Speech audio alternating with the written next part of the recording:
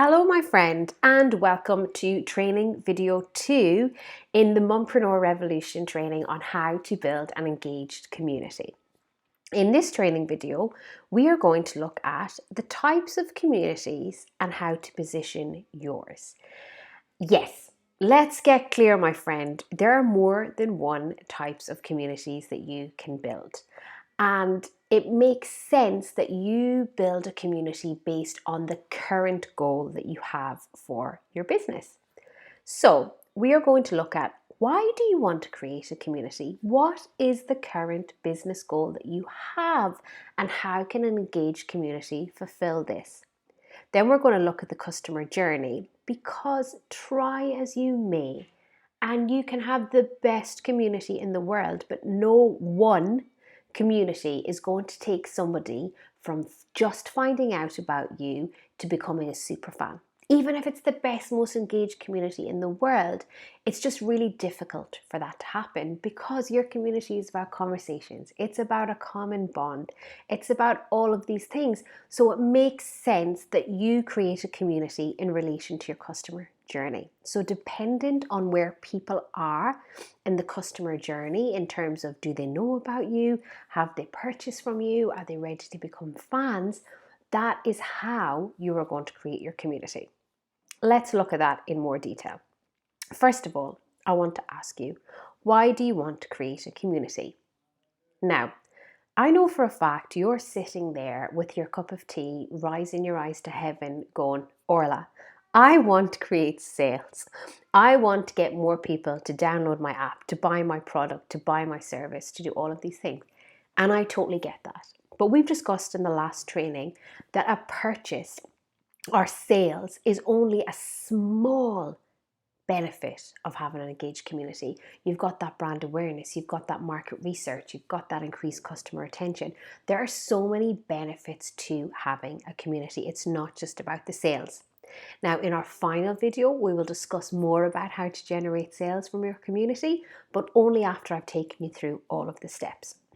So right now, in terms of the goal that would best suit your business, right now, why do you want to create a community? Is it to research your market and get to know them a bit better so you can help people understand what you offer? Is it to build those relationships with your potential customer? Is it to build relationships with people who don't quite know what you do, but you want to talk a little bit more about your ethos? You want to talk a little bit more about why you do what you do? Is it to add a benefit as a result of a purchase? Perhaps you've got these amazing customers out there and your competition is on your tail, and you want to provide something that no one else can provide, so you want to create a community that does that. Perhaps you've got a large bank of customers and now you want to start generating referrals. You want to create those super fans, so perhaps you want to create a community that helps you do that. But it's so important that you create a community based on the customer, or based on the business goals that you have now. You don't want to create a community that does everything. You don't want to try and create a community that makes people aware of what you offer, that builds relationships with them, that is a benefit of a sale, that turns them into super fans, that gets them recommending you to all of their friends and family. Buy from this person. That's not going to happen. So let's break your communities down. And it really does make sense that we break your communities down based on the traditional customer journey. You know, that the type of community you build follows a customer journey.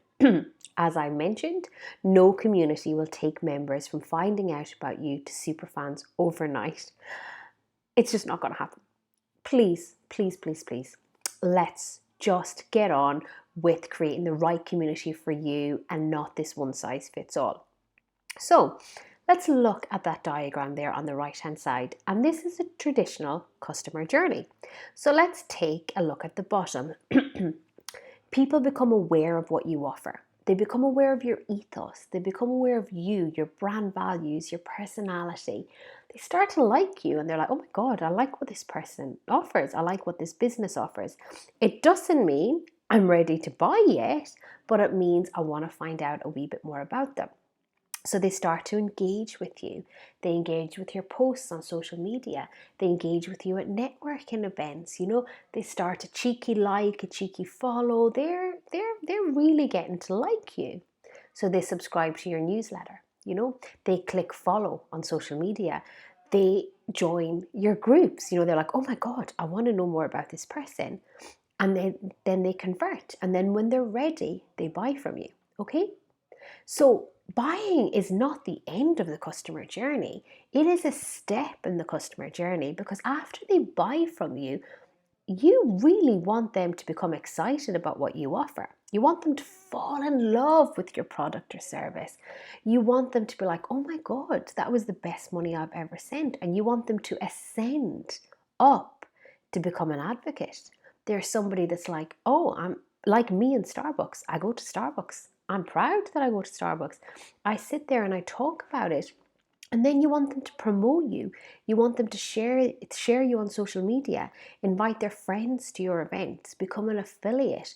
As soon as you have a competition, as soon as you have a promotion, as soon as you've got a new product or service, they tell people about it.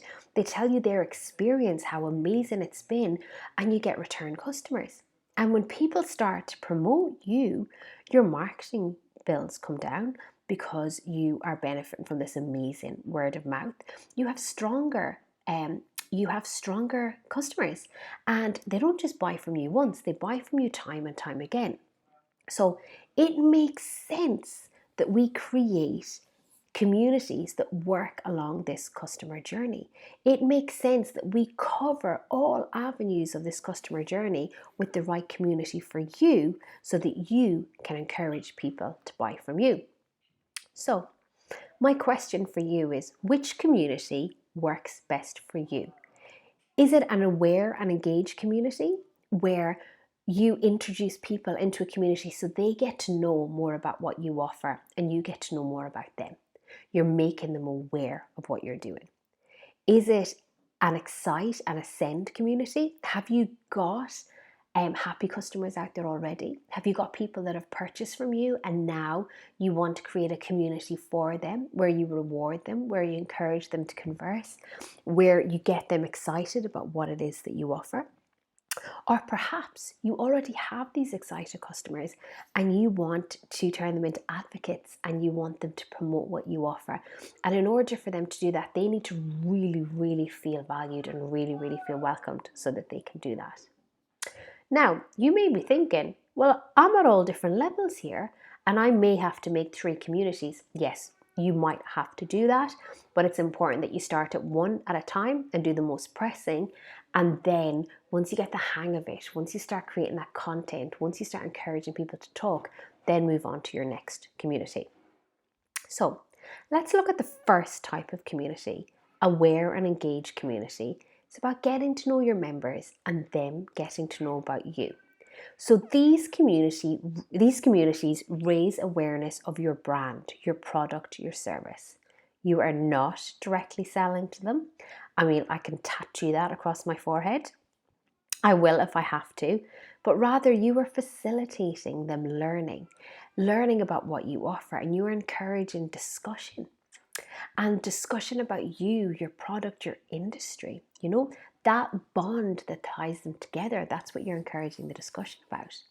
You're getting them on board with your values and the mission for your business. What makes you stand out from the competition? Why are you different?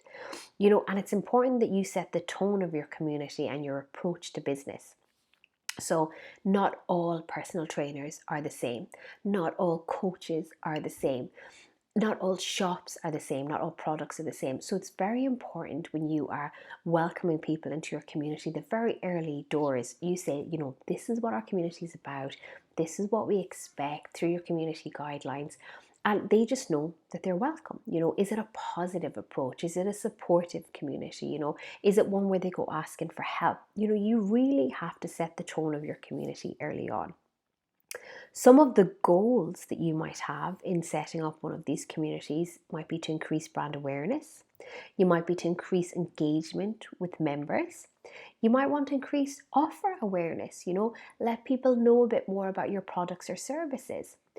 One of the one of the goals of an aware and engaged community excuse me, is you're not going to market to them directly and say, buy from me, but you can create a mechanism to grow your retargeting lists. You can create a way by where you can capture these people's details, create lookalike audiences, retarget on Facebook.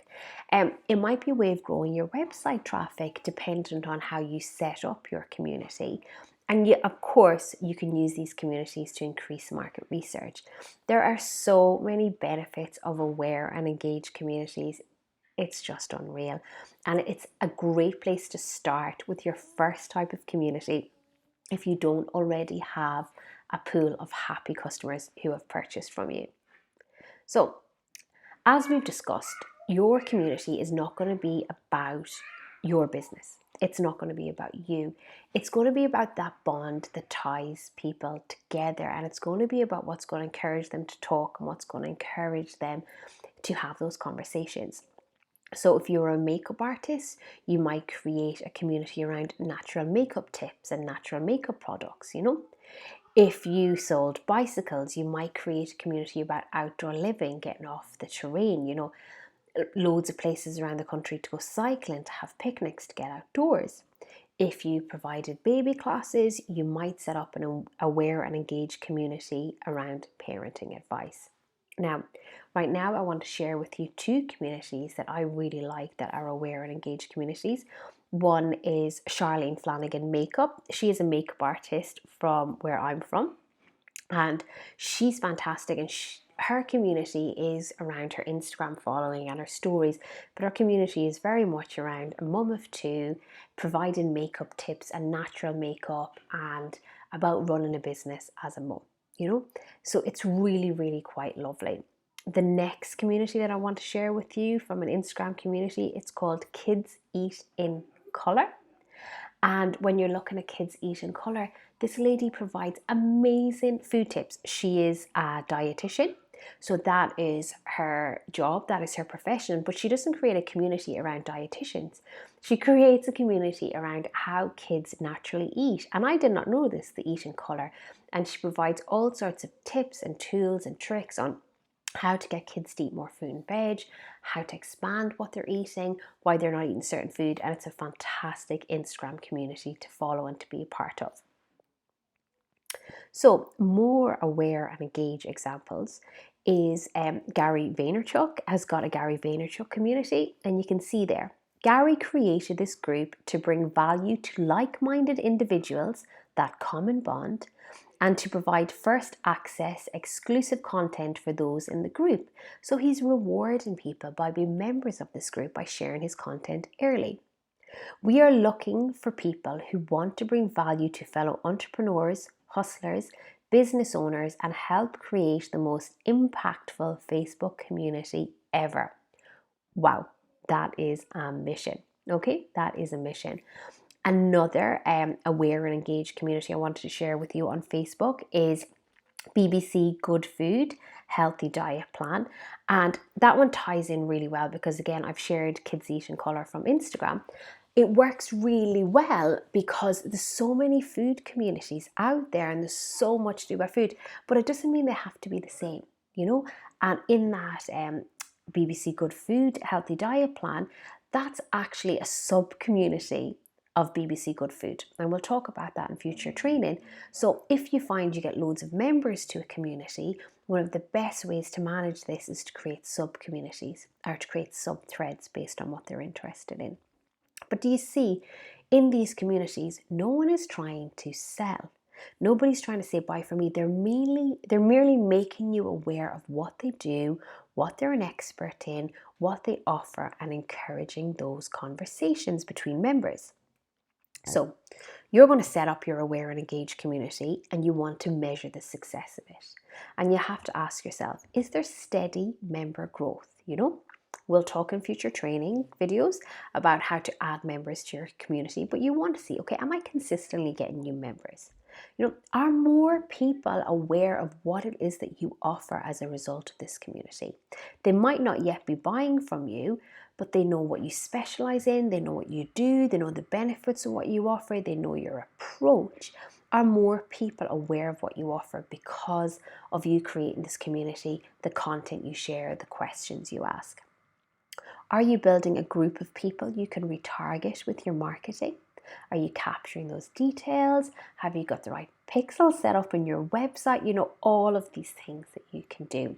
Are you capturing email addresses for your email lists? You know, there's all sorts of things that you can do to benefit your business through an aware and engaged community. Are you getting word of mouth referrals to your community? Are people starting to add their friends, add people they feel would like it? And most importantly, are people starting to open up and engage in conversation?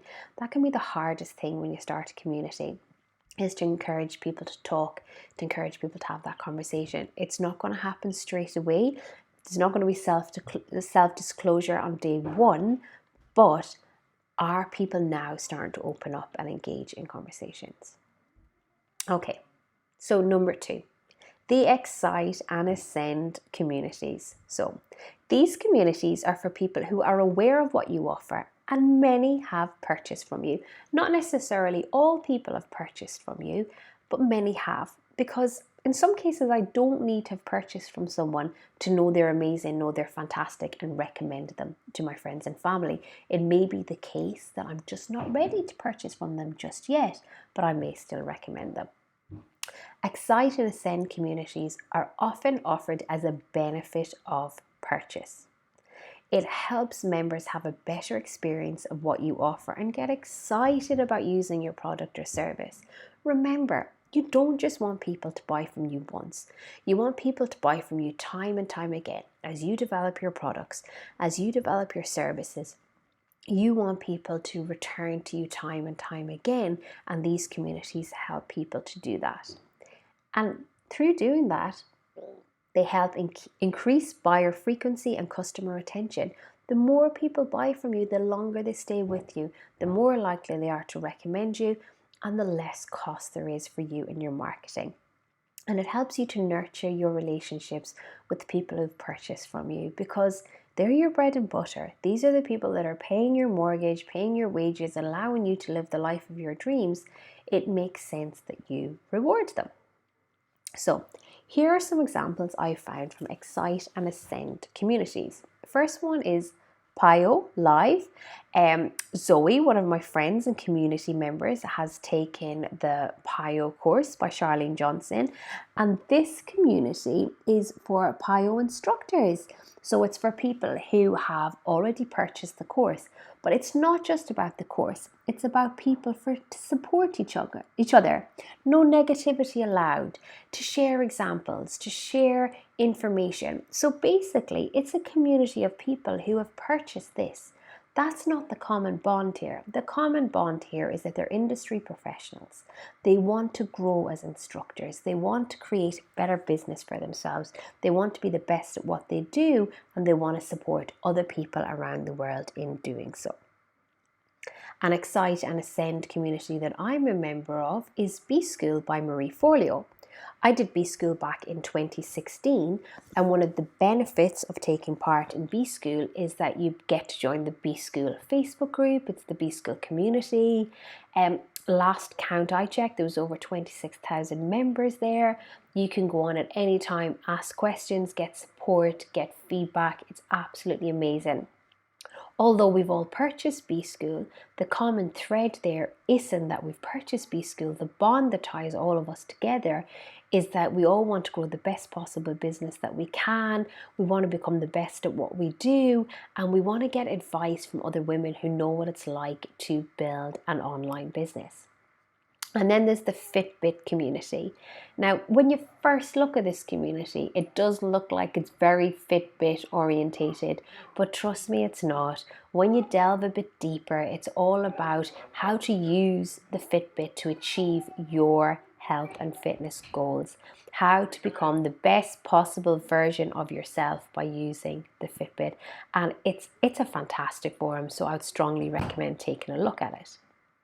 So if you have an Excite and Ascend community, if you have people that know about you or have purchased from you, and you want to measure the success of this community, again, is there steady member growth? Now, it's going to be slower than an aware and engaged community because, less people have bought from you than know about you.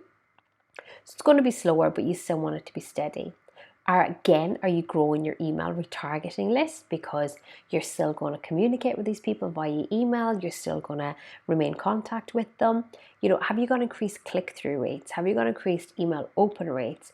And are these people excited about what you offer and how to enjoy it? Has their experience of purchasing from you been a great one?